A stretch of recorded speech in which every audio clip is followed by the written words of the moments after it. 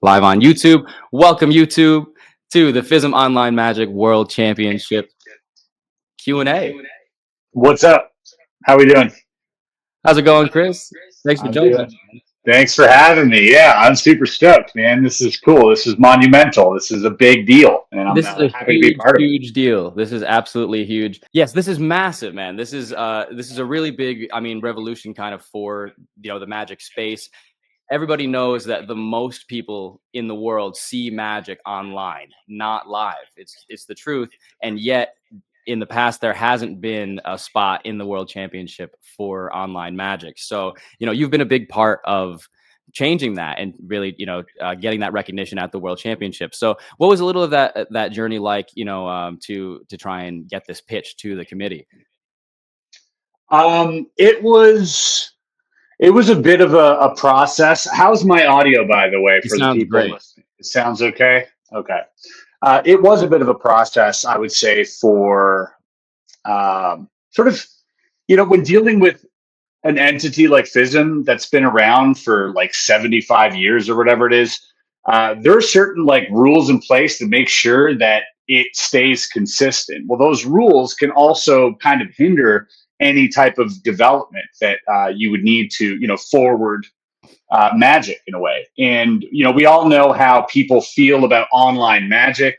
It's kind of up and down. At first, when it happened, it was, definitely not too desirable. But now we're seeing that it's a legitimate sort of branch of magic that needs to be at least addressed, if not even uplifted, because there's so many, newcomers to magic that have obviously heard about magic for the first time through online postings. So bringing that information to the table and sort of letting the committee and everyone else involved know that if we want to sustain magic or FISM for that matter, we do have to include this up and coming generation. And the only way to do that is to speak their language. We're not gonna fit them into our mold. We got to change the way we're shaped to fit into what they're doing and kind of, have that coalesce. And so once we got over that barrier, they were actually quite accepting. Credit to 𝗪cie𝗿𝗆, who's organizing, this year's FISM, for really helping me spearhead this sort of movement into bringing online magic into the spotlight. That's amazing, man. Yeah, thank you so much for absolutely, like you said, spearheading this and drawing the attention to the fact that yes, the World Championship really does need to highlight this. And it's amazing also that the World Championship has been so receptive that they've recognized this and said, yeah, we do really want to include online magic, and we want to set up the parameters so that we can actually score online magic the same way we would any other kind of artistic act. And so I was curious, like, what are you most excited for, or like hoping to see in some of the submissions? Like, what kind of online magic do you love? Yeah, so that's a great question because, you know, I'm part of a judging panel of some of the best online magicians that have ever existed. We've got actual superstars like Dynamo there, and then we've got, international sensations like Patrick Kuhn and Ekaterina, just all sorts of really, really cool names that are a part of this judging panel. So all of us kind of have our own styles, and I'm just kind of excited to see how we're going to judge these videos differently. Now, personally, I'm a big fan of visual magic. I'm definitely someone who enjoys being fooled as well. So I'm looking for things that hopefully are original that I've never seen before. And I'm also looking to, yeah, just kind of be fooled by some performances. When going to FISM, that's part of the fun when watching online stage magic or close-up magic is not only seeing the amazing presentations and the artistic integrity that's also presented, but also just being fooled, like seeing some original magic that you did not expect. That's what I'm looking for. So however people can not only perform originally, but maybe film it originally or find a new take on how to present online magic. That's really what I'm looking for. Yeah, it is its own stage. And so it's like you shouldn't just think I'm going to do a stage act and put a camera in front, unless the stage act is that great that it's really worthy of just filming it purely. It is a whole other medium, and you can be really creative with it. So I'm excited for people to kind of use the filmmaking aspect and see what Yeah, they can do. that's correct. You made a good point there because, we don't want to see just straight up. I mean, ideally, we don't want to see just straight up like stage performances filmed. Because this is a focus of online magic, we're also looking at what could go viral. That Mhm. is part of the judging process. We're looking at the medium itself, which is this platform, whether it's Instagram Reels or whether it's YouTube Shorts or whether it's, whatever on TikTok. We're looking what presentation can we use to help magic go viral. Like that's also Mhm. going to be, considered. So if it's something super niche or a drawn out mentalism effect that's on stage, probably not going to get, too much love from the judges. But if it's something that really catches your attention off the bat and keeps your attention throughout, and ends up fooling you or showing you an original presentation, then that's definitely something that's going to help you win. Absolutely, yeah. And I was curious, like, how do you kind of compare submissions that have an audience, like a live audience, to videos that are just performed to screen? Because those are two very different styles of like online magic. If someone's doing street magic, that's really about the reaction versus, something that's really about the visuals where the audience is just the, viewer at home. Yeah, both are valid. I will say that both are indeed valid because sometimes for certain effects, as you know, you do need a spectator. And sometimes you don't require a spectator at all. So it really depends. I think they're both valid.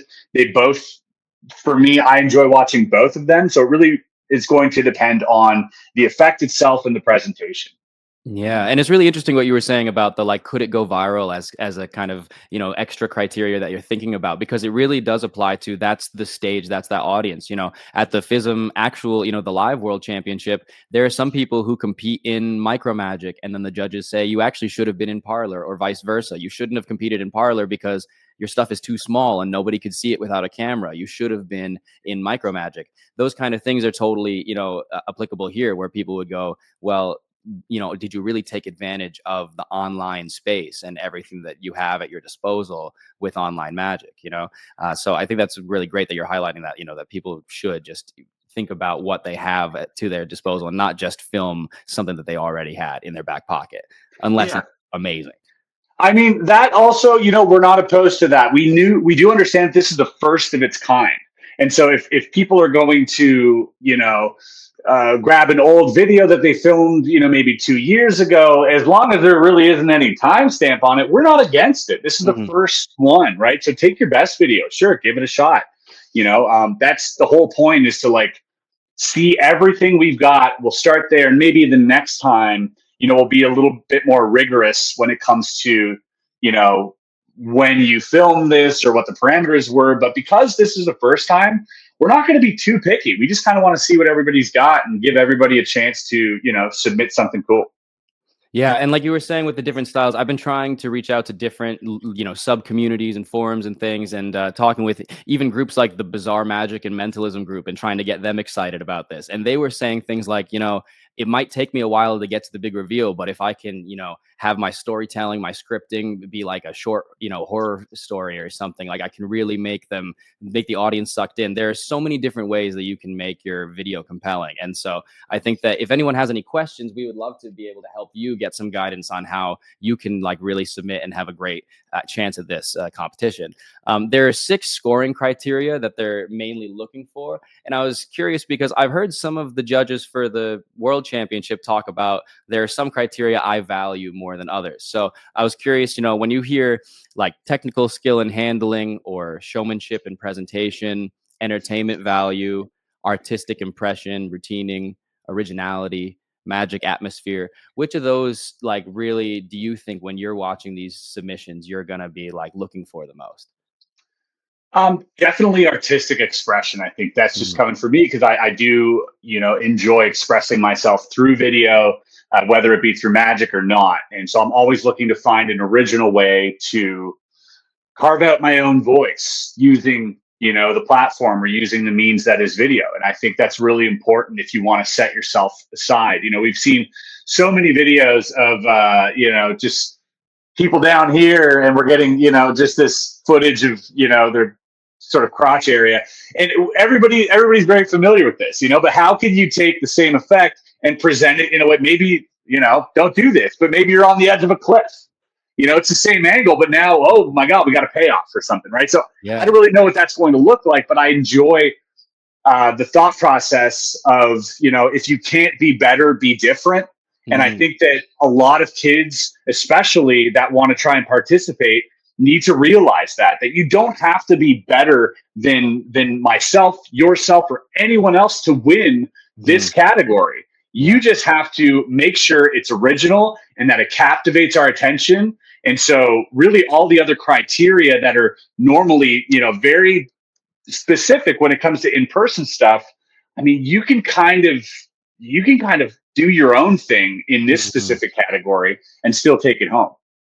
Absolutely. Yeah, we've gotten a couple questions here that are saying, when is the submission deadline? So the submission deadline is actually 2 weeks from today. So it's coming up very fast. So guys, like Chris was saying, if you have videos that you are really excited about, that you haven't posted, that you've posted on your page that you think deserve more attention, and you want them to be able to get the exposure that they haven't reached, then this is your chance to be able to submit them and have them posted alongside a page that we're trying to go viral with. So this is your shot to have it really blow up, and also to be seen by the rest of the Magic community. We're here to support you, and we're not here to just judge you.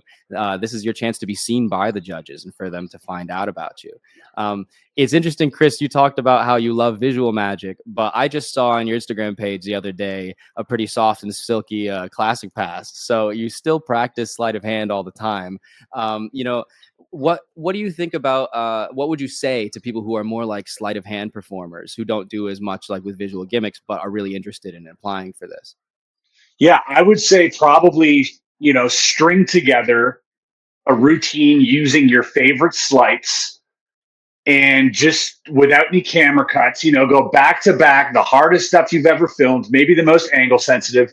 Maybe you're starting one from here and then you come over here, and maybe then you're down here. Maybe the camera's moving as well. So really try and use those sleights and showcase them in a way that seems more impossible.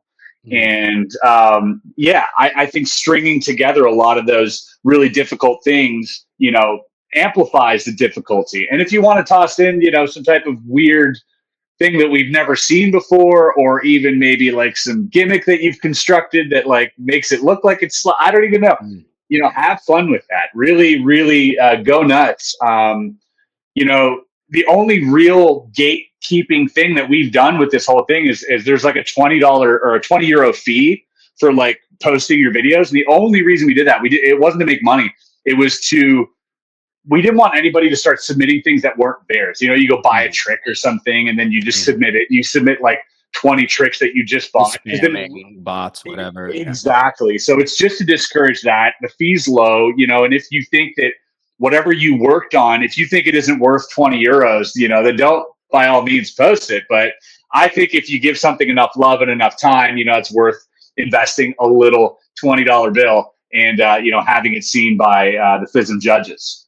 100%. And yeah, like you were saying, it's just there to verify that people are real, and it's their submission. And we've actually already had some really generous people earlier, on the streams with 𝗙𝗫𝗏 and Patrick Kuhn and with Doug Kahn. Doug was saying that he's up for, if anyone has any financial limitations that are preventing them from being able to submitting, then they can reach out to him. So there are ways that we can help you out, if that's the barrier and you really are a real person who wants to submit. So, don't let anything limit you. Like just submit. And like we were saying, there's those 6 different criteria. So if you love sleight of hand, you can be highlighted just based on your sleight of hand and do really well. And if you love filmmaking, then you can also have a home in this competition, because we're going to be appreciating all different styles of magic and online magic.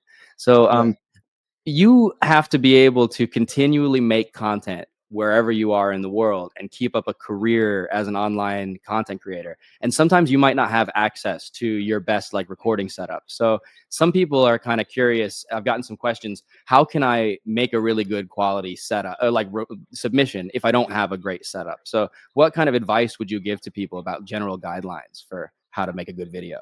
Dude, don't worry about the quality. If you can find a phone, that's why sort of the criteria that we said is like ideally vertically filmed with your cell phone. That's what we're not going to favor anyone that films this with a red cinema camera. You will not be favored. If anything, it might even hurt your chances, because we want something real, we want something fun, we want something that sort of everyone can appreciate. And if it's filmed on a phone, I feel like that's just going to reach a broader audience. Like if you look at all the viral videos that are online, the polished ones aren't the ones that get 100 million views. Mm-hmm.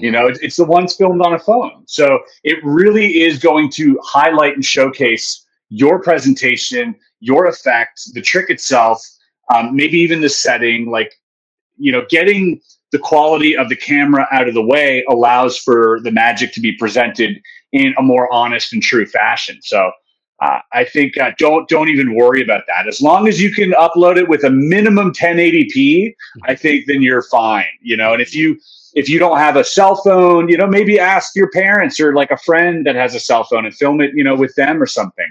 But I'm pretty sure that everybody in today's day and age has access to at least that type of gear, and that's all we require.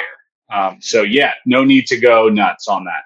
Yeah, I mean, everything's got a camera on it nowadays. So like Yeah. you absolutely, should be able to, as long as you have good light, then you'll be fine. I think we got a couple questions here on Instagram.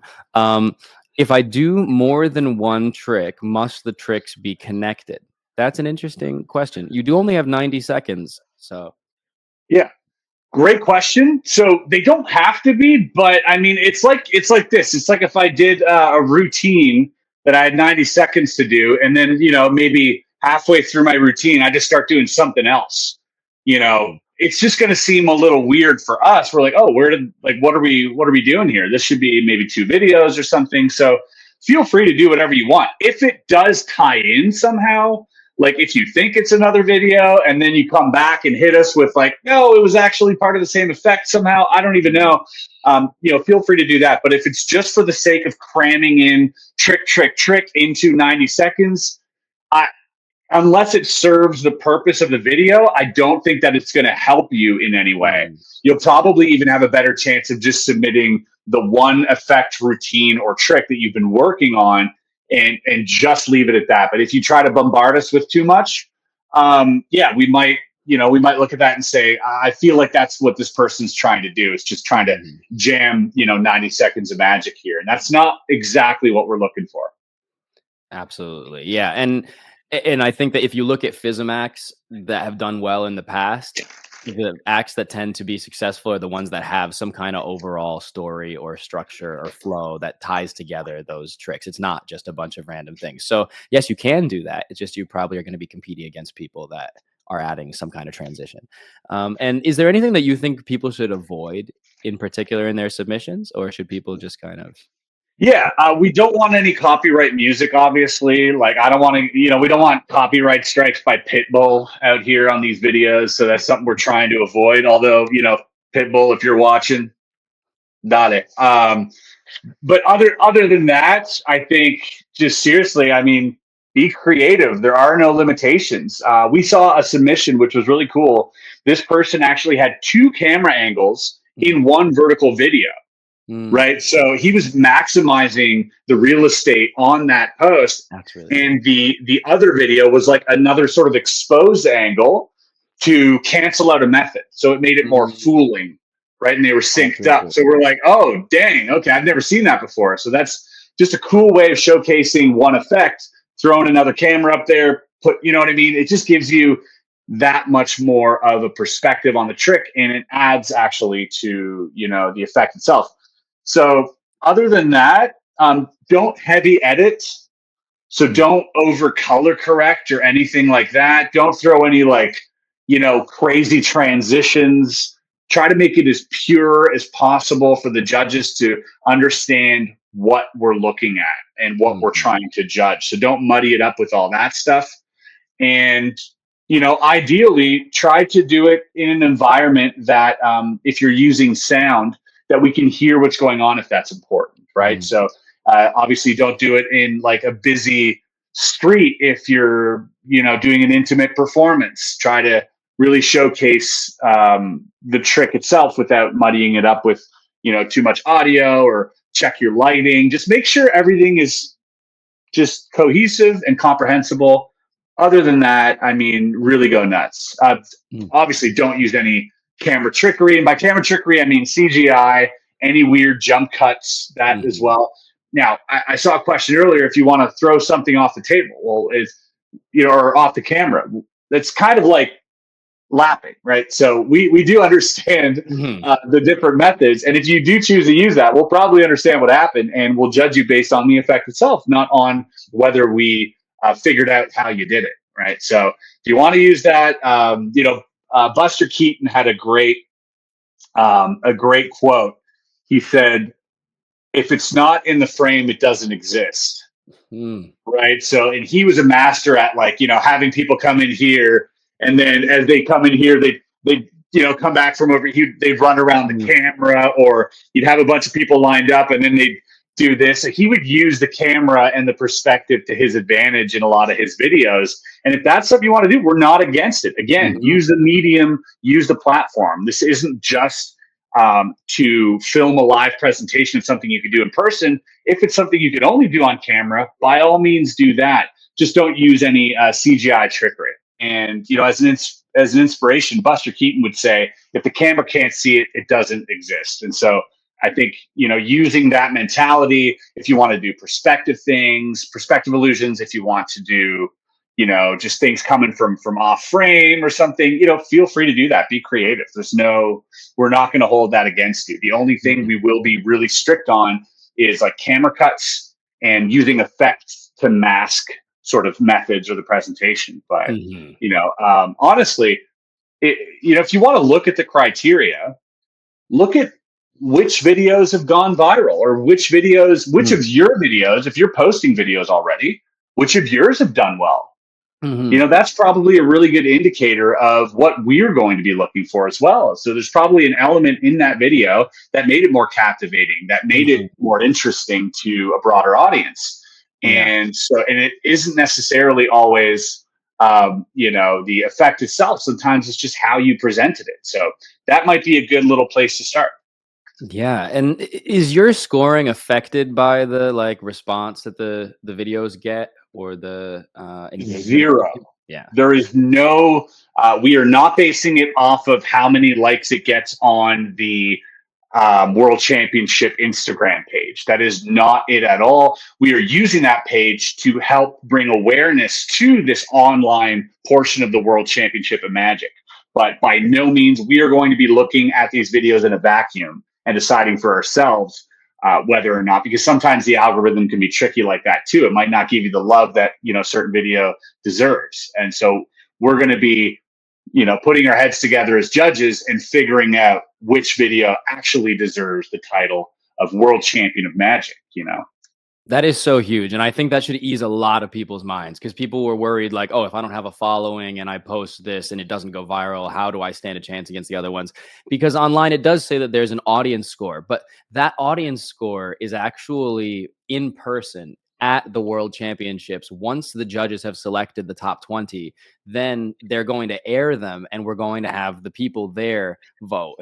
And so it's going to still be an in-person vote, and you get that audience reaction just like how a live performance would get an audience reaction, but it's not based on a popularity contest of who has already a following before going into this competition. So I think that you guys have balanced it in a really good way, and it's great for you to elucidate that for people, because people Yeah, are a little confused. that was really important for us to figure out, because the last thing we wanted to do is have that be manipulated in any way, whether it's using bots, or, we didn't want to give the award to the most popular online magician. We wanted it to give it to the most deserving video Yeah. performance of Magic. Yeah.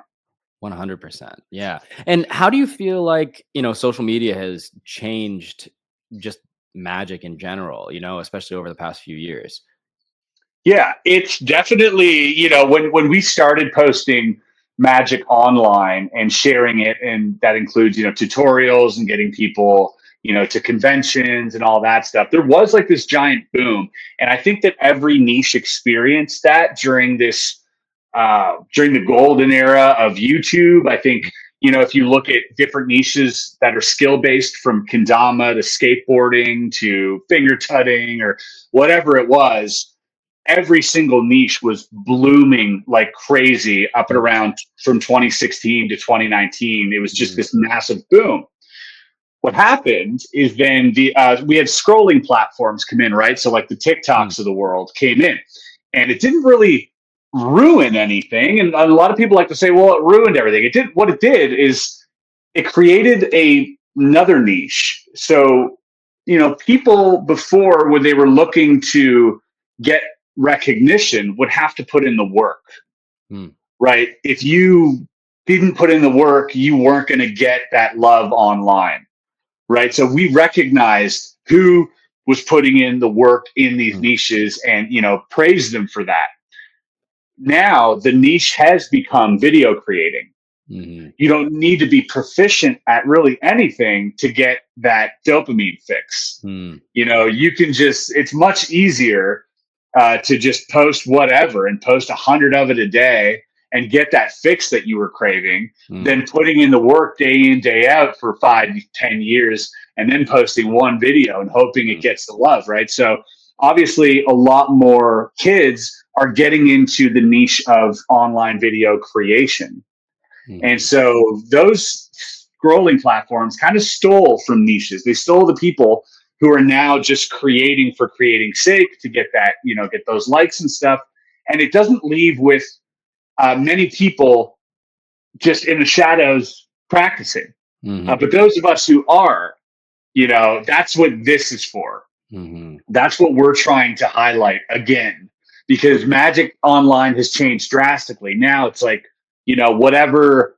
however many likes you can get, that's what we're going to try to do. And whether that's exposing someone else's, marketed effect, or whether that's, doing whatever it takes, stooging something, or people just really stop caring. They only started caring about the likes. And so, again, that's what we're going to highlight here with this online Magic Championship is we're looking at the creators. And one of the things that we'll also be looking, which we never touched on, is whether or not you're a good ambassador for Magic. That's going to be a criteria on its own. If we see that you've been constantly sharing marketed effects and how they work, you're definitely not winning. I'm sorry to say. Like, that's just something that goes without saying. We want people who will represent Magic in a positive light, who will be encouraging to not only the community, but the audience that wants to participate in it. And just somebody that, is a good ambassador all around. Absolutely. So, we're looking to uplift people who put the work in and people who understand the value of Magic and how valuable the online platform can be for Magic. Yeah, it's we've gotten a bunch of questions that have been coming in since then, but it's great to talk to someone who like literally lives and breathes this every single day in and day out, and can talk about Magic and online Magic content, how to make Magic work in a virtual sense, with such like both passion as well as like expertise. I think that's really rare because there are so few people who, like you said, have actually been able to break through and have put that time into this whole different focus. It's a different thing spending all your time practicing card moves or learning and studying how to be able to, break through online. And so it's really great that like you're helping people that have kind of, if you've focused on one, then you have a home in this competition. If you have focused on the other, you also have a home in this competition. And we want to just highlight people who are doing good for the Magic community. That's right. Now, some people have said interesting, and now they're creating for industry to practice and performance. Yeah, that's the thing is, it is way easier to post the exposure of Magic than to actually perfect a performance of Magic, And so I think that if we can help people who are really putting their time and effort into great Magic performances have a chance to go viral on this page, then, that's beneficial to all of us in the Magic community, Yep. And you know what? No one loves Magic more than magicians. And, you go to these conventions, we nerd out about the stuff that people just don't even care about, dude. We nerd out about the subtleties and like the little things. And this is no different. Although this is going online, we're talking about online Magic, like we're performing for magicians. But you know what? That's what we love. Yeah. That's a part of the culture for us is understanding these different methods and seeing how, we can use the knowledge that certain magicians have against them in a video. And like, these are the type of things that we enjoy as magicians. There's nothing wrong with that. And I think FISM really highlights that. And so do all the conventions pretty much. And that's our world. This is our thing. So this is, for us, for magicians. So, if again, the exposure part and all that stuff, there's one thing about teaching magic and getting more people interested in magic, and there's another thing of just chasing likes by exposing other people's things, and we're definitely not going to hold the former against you, but the latter will definitely hinder your chances of being a world champion. Yeah, and people. I think that there are some people that have kind of an unrealistic mindset of like, oh well, hopefully TikTok exposure will just go away. I don't think that that's going to happen. It's going to just continue. But what do you think is our like antidote, our kind of counteract to that? Yeah, I think, and I've been saying this for years, but I think everybody eventually is going to have a base knowledge of the sort of basics of magic. And as exposure ramps up, as online media ramps up, as the chasing of these likes and this online clout ramps up, we're going to hit a point where people get saturated with effects. They get saturated with magic because they're just exposed to so much of it. Well, then once that's done, once we're out of that phase, now is where artistry comes back. Because now people are going to start appreciating presentation 100%. and subtleties, just like we do when we watch a magic performance. We're light years ahead of the audience because we already know what's going on, and that doesn't stop us from enjoying a magic show. You go to magic shows nowadays. More and more magicians are attending them. Just like if you go to art galleries, you got artists there too. Just because they know how a certain brushstroke works doesn't mean they're not going to be enamored by the full presentation of the artwork. It doesn't mean anything. Well, it's really about the heart and the passion and the amount of sort of practice that goes into the craft and all these things that we enjoy. I think eventually the audience will catch up to us and start enjoying it in the same way. We're still getting out of this weird phase where some people are trying to make you believe it's real. And once we get past that and everybody's aware that it's just whatever, now we can actually work on the craft. As opposed to like the paranormal side of it. That's where the art in magic comes out, and then hopefully we can be really the art of magic. That's so interesting what you're saying, man. That's 100% true. And I think that it's just a very forward thinking mindset that we just need to have. Exposure, like it or not, helped magic because it's just gonna make us better. Everything, there is no negative. You talk about magic in any way, good, bad, expose it, whatever. Eventually, we'll get to that point where we're all aware of the same things. And now we have to start from zero. How do we build here? And I'm really excited for magic's future in that sense. Yeah, people think that exposure, if someone figures out how a trick is done, then it ruins it and then they're not interested in magic anymore. Well, that's, if it's a cheap trick and the method is disappointing, then yes. But if someone finds out how something's done and it's really amazing, like, oh wow, I didn't realize that there was this much thought into this, it's really artistic, then people really appreciate it, and then magic is viewed more highly. So hopefully it's beneficial to all of us. Now I know we've got to wrap up, we don't have much time left, so I just wanted to say, we had one question about age. I don't think anyone should worry about age submissions, right? Nope. Yeah, it's like a Ravensburger game, 0 to 99, I guess is so if you're 100 years old, you're out of luck. Sorry. And then just take a break if you're 99 years old. Just relax. And then just a final thing, just very general. Is there any just last piece of advice that you would have for someone who's looking to submit? If anyone wants to submit, go to FISMWCM25.com and click on online magic. But if anyone has not clicked that link yet and is thinking about it, what's one last piece of advice that you would give them? Man, I would have given anything years ago to be told that one of my videos could potentially make me a world championship, like a world champion of magic. That would have been just a dream come true to a younger self, right? And the idea of winning a FISM trophy and becoming an actual world champion of magic, you can put that in your bio for the rest of your life. The idea of winning that from the comfort of your own home, you don't have to buy a plane ticket. You don't have to buy a bus ticket. You don't have to buy a FISM entry. You don't have to do nothing. You can stay home and you can take as many takes as you want. You can spend days perfecting this trick to make sure it looks right. Whatever you want, like, you know, there's no pressure. Yeah. So take your time, make something dope, make it with love, and you might just become a world champion of magic. So, you know, if you were ever fearful of putting yourself out there, I mean, this is a great way to do it. You're not on stage in front of thousands of people. You're just where you're the most comfortable ever. That's where you can film the magic that you love. So, you know, this is really, really goes out to everybody, especially posting on these forums. Like I had this subreddit where people just post daily, like all of those videos, all the videos I've been reacting to for the past decade, all of those performances. We should be seeing things like that because that's who this is here for. It's for those people. So now's your chance. You got a couple weeks left. You know, hit the grind wheel. Let's go. Let's see these submissions, and let's hopefully, you know, get a trophy in one of your hands, and keep online magic a big part of, you know, the magic world. Absolutely. This is a really, really big chance. And hopefully, yeah, this as the first shot can prove that online magic deserves to have a permanent place at the World Championship.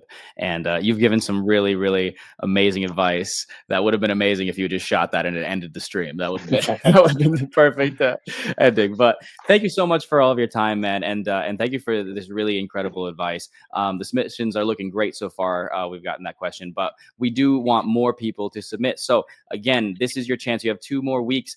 Everyone, get your submissions in, post them on FISM2025.com/online magic.